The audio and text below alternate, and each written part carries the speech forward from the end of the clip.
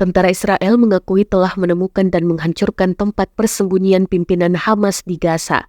Pasukan Pertahanan Israel atau IDF menegaskan pada Jumat 29 Desember 2023 telah menghancurkan sebuah apartemen yang disebut sebagai tempat persembunyian pimpinan Hamas, Yahya Sinwar. Mereka juga mengungkapkan tempat perlindungan yang berada di utara Gaza tersebut dilengkapi sistem terowongan besar di bawahnya.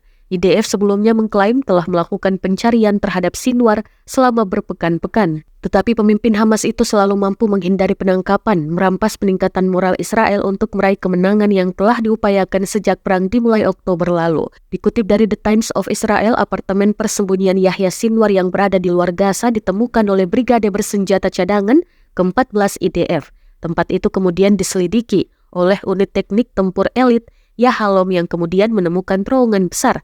IDF kemudian menemukan bukti yang signifikan di apartemen itu yang berujung kesimpulan bahwa Sinwar menggunakannya sebagai tempat persembunyian.